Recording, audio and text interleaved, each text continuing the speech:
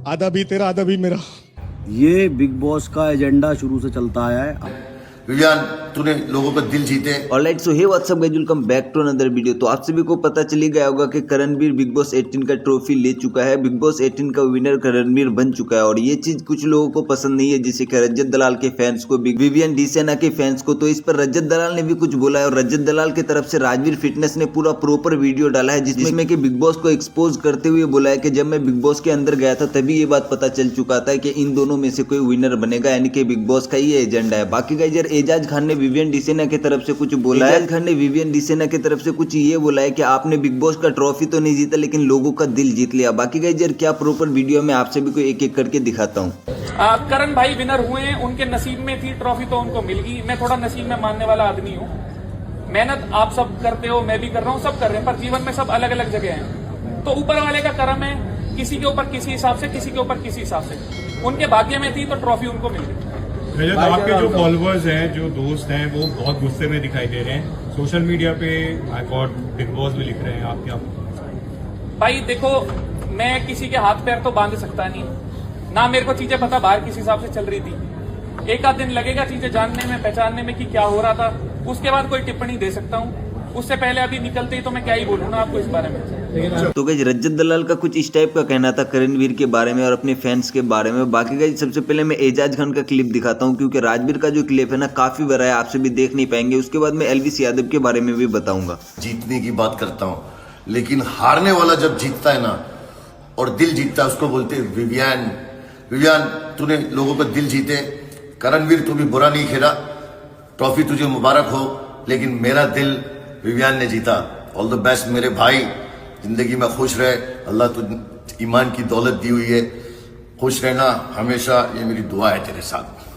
तो गाइस आप सभी ने सुन लिया कि एजाज खान ने क्या बोला। अब मैं आप सभी को राजवीर फिटनेस का क्लिप दिखाता हूं जिसमें कि वो प्रॉपर एक्सपोज कर दिया है बिग बॉस को। उसके बाद ऑल्सो मैं लास्ट में एलविस यादव के बारे में भी बताऊंगा कि उन्होंने क्या बोला है। सबसे पहले आप सभी राजवीर फिटनेस का क्लिप देखिए, उसके बाद एलविस यादव के बारे में बात करते हैं। तो भाई रजत दलाल के जितने भी फैंस हमारे दिल्ली एनसीआर से, जो हमारे भाई हैं, जितने भी दुखी हो रहे, दुखी ना हो, क्योंकि विनर हमारे लिए रजत ही है। ये बिग बॉस का एजेंडा शुरू से चलता आया है। आज मैं आपको बताता हूँ सारी सच्चाई। ये जो आज हुआ है, ये होने वाला है, ये मुझे 1.5 महीने पहले पता लग गया था जब मेरी मीटिंग हुई थी। जब से इसलिए नहीं बोला कि भाई वोटिंग अच्छी हो रही है, सारे लोग अच्छे से खेल रहे हैं, अंदर की बात बाहर क्या बताएं। रजत दलाल के मीटिंग में गया था तो उसके 2 भाइयों ने मेरी एक वीडियो बनाई थी, उसके ब्लॉग के लिए रील पे भी पड़ी हुई है वो। तो उसमें मैंने हमेशा ये बोला है कि मैंने कहा जीतेगा रजत ही, अगर कोई पॉलिटिक्स नहीं हुई तो। क्योंकि मुझे वहाँ आशंका के साफ साफ बता दिया गया था कि एट दी एंड विनर इनका लाडला बनाया जाएगा, करणवीर में से या विवेन में से रजत को निकालेंगे। अभी तक इसलिए नहीं निकाल पाए थे क्योंकि एक तरफा वोटिंग जो हो रही थी, इसके लिए।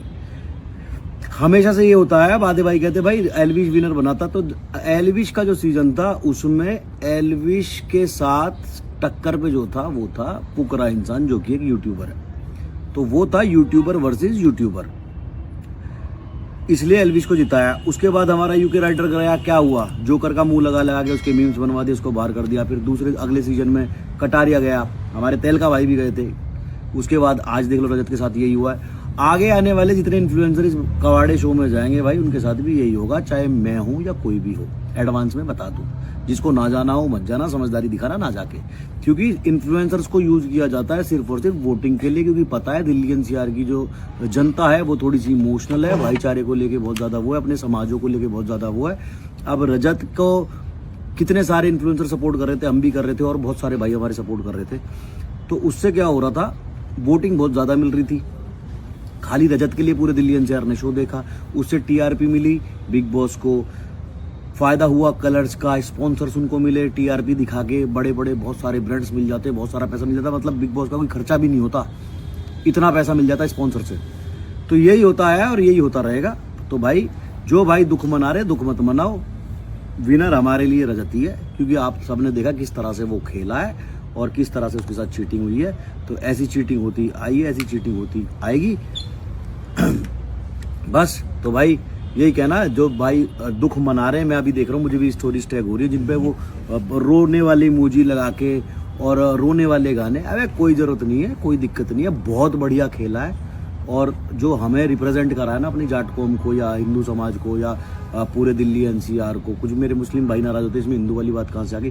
हिंदू वाली बात मैं इसलिए बोल देता हूँ कि मेरा कहने का मतलब ये होता है कि हम लोग आपस में कितने भी लड़ें, जब बात एकता की आती है तो हम सारे एक हो जाते हैं। आपके खिलाफ कोई हेट नहीं है, आपसे कोई वो नहीं है, बैर नहीं है। तो जितने भी भाई हमारे दुखी हो रहे हैं, दुखी ना हो, विनर हमारा भाई है और हमारे दिल में कोई बात नहीं, आगे बहुत शो आएंगे।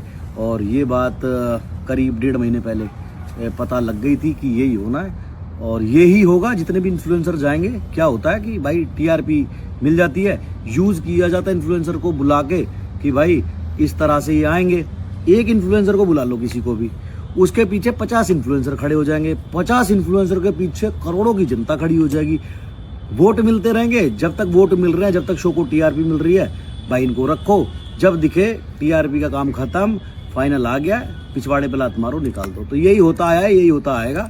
जैसे मैंने एग्जांपल दिया एलविश वाले शो का, तो एलविश वाले उसमें फुकरा तबाही मचा रहा था। कोई भी ऐसा फेस नहीं था बड़ा इसका तुम्हारे चैनल का कि कोई भी ऐसा बड़ा फेस नहीं था चैनल का कि जिसका जो फुकरा के सामने टिक सके, इसलिए एलविश को बुलाया था। फिर वो एलविश वर्सेस फुकरा करवाई, दोनों यूट्यूबर थे, दैट्स वाई एलविश को जिताया। उसके बाद ना तो कोई यूट्यूबर सोशल मीडिया इन्फ्लुएंसर जीता, ना ही जीतेगा।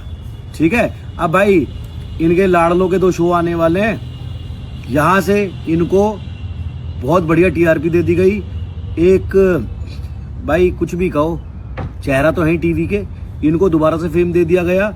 दोबारा फेम दे के दोबारा से कलर्स टीवी का एक शो लॉन्च कर दिया जाएगा, सास बहू वाला। उसमें इनमें से इनका लाडला दिखेगा और उसके बाद भाई शो को फिर से टीआरपी मिलना शुरू हो जाएगी और बढ़िया इनकी बिजनेस होगा। सीधी सी बात है, मेरा घर है, मेरे घर में मैं एक शो रखूं, उसमें 10 पहलवान बुलाऊं। जो सबसे तगड़ा पहलवान है, मुझे दिख रहा है सबसे तगड़ा ये हरियाणा का है या ये गाजियाबाद का, यूपी का है, और एक मेरे मामा का लड़का जो कि मीडियम पहलवान है।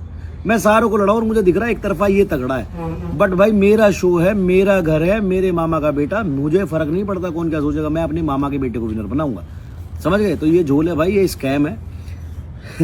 तुम्हारे और हमारे वोट्स की कोई वैल्यू नहीं है, हमारे एफर्ट्स की कोई वैल्यू नहीं है। तो आगे से तुम्हारी मर्जी है, देखना देखो, नहीं देखना मत देखो। बट दुख तो हुआ यार। अच्छा, आधे लोग कह रहे भाई तुम तो बहुत खुश हो गए रजत हार गया। भाई मेरे को एक्टिंग करनी आती नहीं है। अगर मुझे खुश होना होता ना, मैं 1.5 महीने पहले से हल्ला मचा देता इस चीज़ का ही कि ये होने वाली है। डे 1 से दिल से सपोर्ट किया है और आज भी दिल से सपोर्ट कर रहा हूँ और मेरे लिए विनर रजत है। ठीक है, thank you so much, love you all. ज़्यादा दुखी होने की जरूरत नहीं है, थैंक यू।